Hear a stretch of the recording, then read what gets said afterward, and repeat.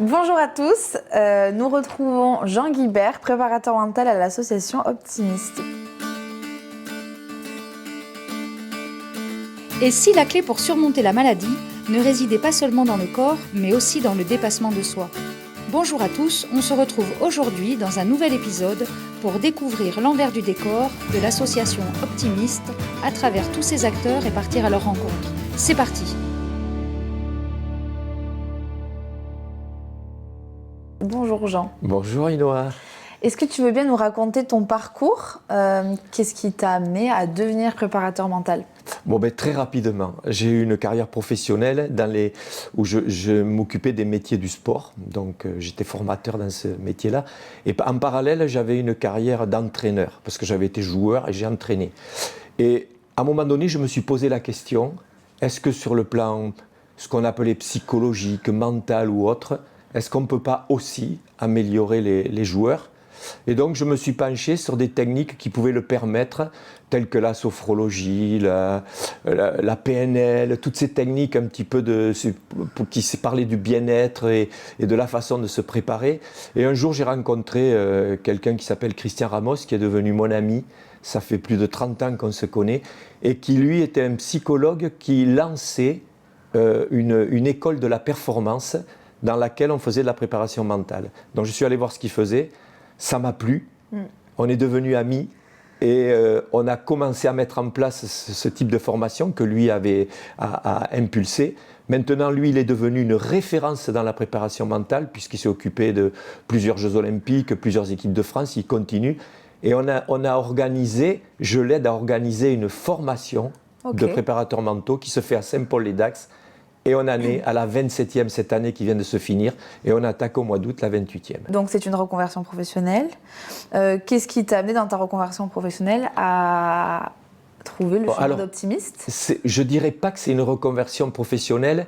Je dirais que c'est un plaisir que je m'accorde en m'occupant maintenant du domaine du bien-être. Après avoir décidé d'arrêter l'entraînement, j'étais entraîneur professionnel puisque le rugby est devenu professionnel. Et donc, après avoir arrêté l'entraînement, et sans que j'ai des regrets de l'avoir arrêté, tout le monde me disait « Ah, tu vas voir, ça va te manquer ». Mais non, c'est un choix de vie. J'ai décidé de passer dans une autre vie et de m'occuper de bien-être ou de préparation mentale, d'aider les gens à voir les choses différemment. Très bien. Alors, à travers justement cette quête de bien-être et de plaisir dans ton monde professionnel, comment tu as trouvé le chemin d'Optimiste? Alors, très facile. Stéphanie Barnec, c'est une athlète de haut niveau, la présidente de l'association. Quand j'ai été entraîneur professionnel, j'ai appelé Christian Ramos parce qu'elle cherchait à se préparer mentalement, qui était mon pote donc. Et je l'ai appelé, je lui ai dit, il faudrait que tu t'occupes de Steph parce que moi, j'ai un contrat professionnel et je ne vais pas pouvoir, c'était à l'époque où elle allait faire la Molokai. Et je ne vais pas pouvoir me détacher de ça. Donc Christian est venu, s'est occupé de Steph et elle le voyait tous les mois à Toulouse, puisqu'elle était en formation, elle, professionnelle à Toulouse.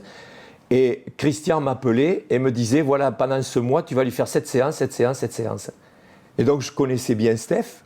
Et quand elle m'a appelé pour me dire, je crée cette association et je voudrais qu'il y ait de la préparation mentale, je ne pouvais pas refuser à Steph. C'était impossible. Donc, j'ai dit, oui, je viens, je te rejoins. Donc, rejoindre l'aventure Optimiste, ça venait déjà d'une relation particulière que tu as créée avec Stéphanie. Mais quels sont les messages de l'association Optimiste qui t'ont dit que oui, en fait, c'était nécessaire ton rôle et toutes les choses que tu pouvais apporter dans le champ de la préparation mentale dans cette association? L'idée qu'elle avait et qui lui a servi à elle dans sa vie, c'est de mettre le sport comme quelque chose qui permet de réaliser à la fois ce que l'on veut, mais aussi d'aller au-delà de ce qu'on croit possible. Donc, à partir du moment où elle disait « je veux que les gens fassent du sport » et se lancent un défi, il est évident que pour ce défi, il fallait qu'il y ait à la fois un entraînement sportif, un entraînement, je dirais, diététique et un entraînement mental. Pour moi, ça paraissait comme pour elle, ça paraissait évident. D'accord. c'est un triangle qui est impossible à défaire. Ah mais complètement. On ne peut pas. Moi je le vois avec des sportifs, que je sois avec des sportifs de haut niveau, qui s'entraînent et qui vont faire de la préparation mentale, ou que ce soit avec des optimistes qui ont un défi à réaliser sportif, c'est exactement la même chose. Il n'y a pas des préparations différentes. Ils se sont lancés leurs Jeux Olympiques avec ce défi. Oui, on le dit que nos optimistes, on les accompagne comme des athlètes de haut niveau de toute évidence. Donc tu étais vraiment là à la genèse de l'association. Ça fait quelques années maintenant que tu rencontres les optimistes et que tu les aides à réaliser leurs défis. Est-ce que tu pourrais nous dire, toi, ce que tu penses que la préparation mentale leur apporte à eux en particulier? Alors, ce qu'elle leur apporte à eux en particulier, je vais moi l'étendre. Ça apporte à tout le monde. C'est-à-dire que je sois un optimiste, que je sois monsieur, madame, tout le monde, que je sois un sportif de haut niveau, la préparation mentale a les mêmes buts et les mêmes objectifs. Il n'y a pas de différence. La première des choses, c'est de dire « crois en toi ». Si tu crois en toi, tu vas réaliser des choses que tu ne crois peut-être pas possibles, mais tu vas les réussir. Dans le cadre de la réalisation même d'un défi, donc, qui est l'objectif de l'association, en quoi la préparation mentale, quelles vont être les clés à soulever pour un défi sportif, pour la réalisation du défi? Mais d'abord, c'est comprendre que le défi, c'est quelque chose que je vais réaliser qui doit être un peu au-dessus de ce que je me crois capable de faire. Ok. À partir de là, je sais que je vais devoir donc aller un peu au-delà de ce que je fais d'habitude. Et la préparation mentale, ça va être t'aider à mettre ce petit plus. C'est-à-dire associer ta motivation et la concentration que tu vas y mettre. Les optimistes, ils arrivent, on leur apprend qu'ils sont malades, ils sont dénués de confiance en eux totalement. Comment tu vas venir essayer de redresser justement cette confiance en eux qui, à notre sens, est nécessaire à la réalisation de leurs défis? Développer la confiance en soi, c'est se servir de ce que j'ai déjà réussi pour prendre ce que j'ai réussi et le reproduire. C'est-à-dire qu'à un moment donné, quand j'ai réussi quelque chose, je vais retrouver quelles étaient mes pensées à ce moment-là, quel a été mon comportement, comment j'ai anticipé cette chose-là, comment je m'y suis préparé. Et si je retrouve tous ces éléments-là, il n'y a pas de raison que je n'ai pas confiance en moi. Cette confiance, elle s'appuie sur mes réussites passées. Okay. Et ces réussites passées, tout le monde en a. Il faut considérer que l'échec, ça n'existe pas.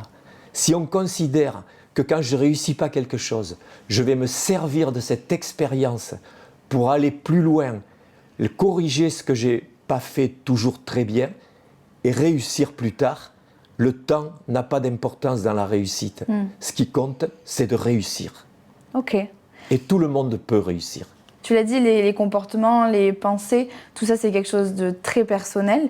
Comment vous faites dans l'accompagnement en préparation mentale pour adapter la préparation à chaque individu, à chaque histoire, à chaque frein? Le rôle que moi je me fixe, c'est d'essayer d'amener chaque personne à utiliser tout son potentiel. Alors, suivant notre histoire de vie, on a peut-être des éléments qui se sont endormis, que j'ai oubliés. Notre objectif, c'est on va les réveiller, on va les remettre dans mes possibilités et on va gagner. Parce que l'important, c'est de réussir, c'est de gagner. Donc, il faut s'appuyer sur ce que je suis, sur ce que j'ai. Mon parcours de vie, il est peut-être différent, mais dans mon parcours de vie, quel qu'il soit, il y a toujours des réussites. Et je vais m'appuyer là-dessus pour gagner encore. Quel message tu dirais aux personnes justement qui doutent encore dans le fait de se lancer un défi et qui doutent encore de leur réussite? Je leur dirais, crois en toi. Tu as dans ton potentiel, dans ton histoire de vie, tu as plein de réussites. Appuie-toi là-dessus, serre-t'en, et tu verras. Tu vas réaliser plein de belles choses, mais surtout, tu vas avoir tous les matins quand tu vas te lever un grand sourire en te disant « Aujourd'hui, ça va encore être une belle journée ».